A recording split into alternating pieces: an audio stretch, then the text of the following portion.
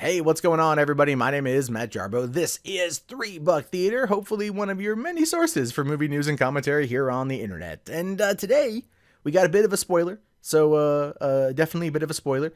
The Thor Ragnarok plot revealed. So if you don't want to know what the movie is about, then click off and go watch something else.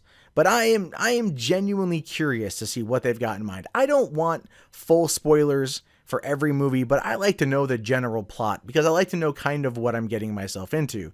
And with Thor Ragnarok, you can see by the picture on the screen that they're taking it a bit of a different way. I mean, it's feeling very Planet Hulk like, right? But here's okay. Let's just get into this and then we'll discuss it. Okay, so no spoilers. If you don't want that, you can take off, come back later, check out another video. It's all good. I love you anyway. Talk to you guys later. Bye. Okay, so it says here that a brief description was previously revealed by Marvel Studios, but EW now has a proper breakdown of the full Thor Ragnarok plot, which picks up from the end of Avengers Age of Ultron. Okay, now I kind of briefly touched upon this in my video about DCEU and kind of foregoing origin stories to kind of do flashbacks and to fuck with the timeline. Okay. This is where Marvel is running into problems, in my opinion. And let me explain. So starting in the very first, I think May 2nd, 2008 was when Iron Man hit the silver screen. That set up the MCU going forward. That is the origin of the MCU. And it continued from there. It continued in the timeline, taking place in real time to where we are essentially now, so to speak.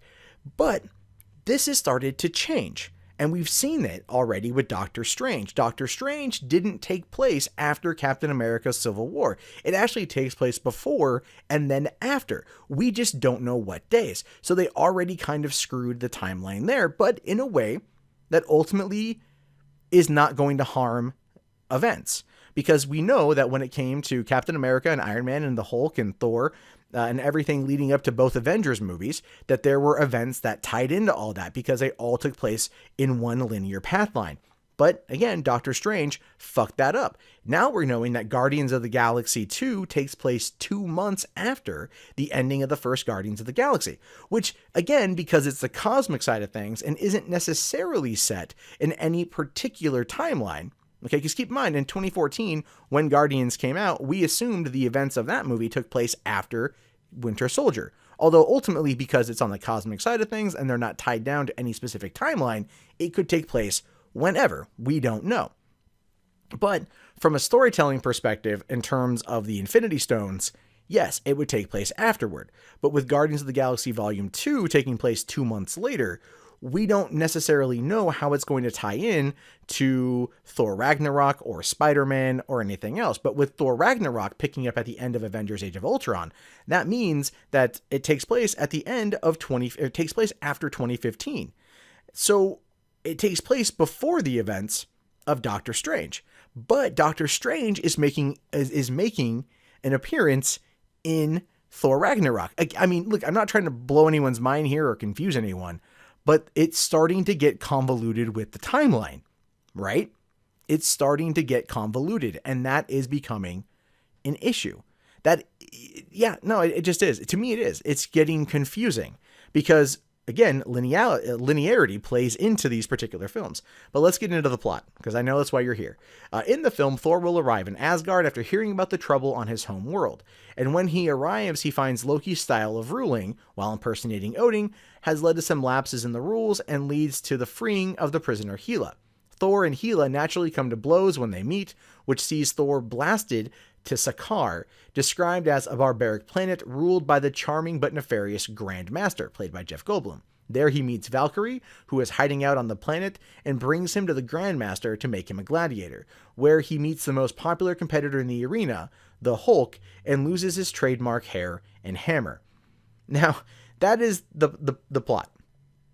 Planet Hulk. But Thor. All right, like it's we don't know what happened to the Hulk at the end of Age of Ultron. All right, because he wasn't in Civil War. Nobody knew where he was in Civil War. Somehow he apparently got on the Quinjet and then took off at the end of Age of Ultron, only to leave our planet to go into the Nine Realms and end up on Sakaar and become a gladiator? And in the images that they showed of when they meet, it looks like they're both hanging out backstage at Disneyland. So there are issues here. There are weird issues here because they're not only calling it, so apparently it's going to be a complete reinvention of the Thor franchise. All right, because a lot of people looked at Thor 1 and Thor 2 and thought, it's like the weakest of the movies. Like Thor 1 is a nice Shakespearean drama set up by Kenneth Branagh, who did a great job.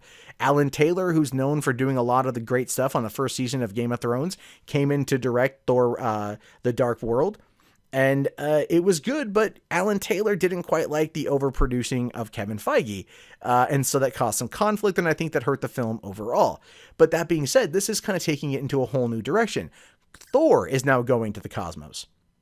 Thor is now going out there, which leads me to believe that if this is supposed to set the tone for Avengers Infinity War, right? Because according to this, it says, along the way, Benedict Cumberbatch as Stephen Strange will make an appearance in the film that will lay the groundwork for the upcoming Avengers Infinity War. But it says here that it isn't just a setup movie, but it reinvents the Thor franchise. Now, this feels like it goes into play with what James Gunn said, that Guardians of the Galaxy Volume 2 was not a setup film for Infinity War. So I don't know if anyone from the Guardians movies are going to make a cameo appearance in Thor, because somehow they've all got to come together. Somehow they've all got to, fucking Thanos coming to Earth and shit. Like, there's going to have to be something in Thor Ragnarok that is very much going to set the tone, because Thor Ragnarok is the last movie coming out before Infinity War. So it's going to have to lay the groundwork for that. Thanos is going to have to be coming or something. But the director, Taika Waititi, here says, a lot of what we're doing in the film is in a way kind of dismantling and destroying the old idea and rebuilding it in a new way that's fresh. Everyone's got a slightly new take on their characters, so in that way, this feels like the first Thor, which does lead me to a question that I've had for a while. Where does Thor fit in post Phase 4? All right, post Avengers Infinity War, where is Thor going to kind of hang out? Because we know that down the pipeline, all the way through 2020, there's no more Thor films, right? There's no more Thor movies that are planned. Ant-Man and the Wasp are starting production here this summer. Avengers Infinity War Part 1 and Part 2 are filming right now. Thor, I believe, is already finished up filming, and then they're now working on Avengers Infinity War. You've got Black Panther that's going to be coming in, I believe, 2019. The fucking Captain Marvel that's coming. There are a lot of movies that are coming down the pipeline, and we, where does Odinson kick in any of this, right? Where does he fit? And that is my fear. If they're reinventing the franchise, are they reinventing the franchise so another person can play the character if Chris Hemsworth wants to step down? Are they reinventing it to where they want to continue the storyline in this particular fashion and basically treat it like, a whole new set of films? And I know Marvel can do whatever they want. These movies make a lot of fucking money. I don't know. Like, I feel like I've had this fear for a while in terms of the MCU. I feel like it's becoming very convoluted. And it's becoming hard to maintain the timeline, as I pointed out beforehand. And it's becoming very difficult to keep everything on the rails going forward. Kevin Feige has said that the next phase, after Phase 4, is very much going to be totally different, right? The phase is going to kind of reinvent the MCU, which does lead me to believe that they're going to focus on a whole bunch of new characters and go from there, as we've seen Captain Marvel, Black Panther, Ant-Man and Wasp, so on and so forth, and other people that they want to bring in. But at the same time, there are people out there that are going to be wanting and demanding another Thor movie. And if they're reinventing it for its third outing, I don't know if that's going to be good or bad. So I'm a little concerned. But here's the thing, to wrap this whole thing up. The plot sounds really cool. The Planet Hulk stuff, who knows if it's going to be a large portion of it. If you want my honest opinion, it's going to be like the middle of the film. The second act of the movie is going to be everything involving Planet Hulk. And then it's going to be leaving that and going back to Asgard, probably to find that the other Infinity Gauntlet's been stolen. Thanos is there to get his shit back. He wants to Tesseract. That's going to fucking happen. And then that's going to lead its way to Earth.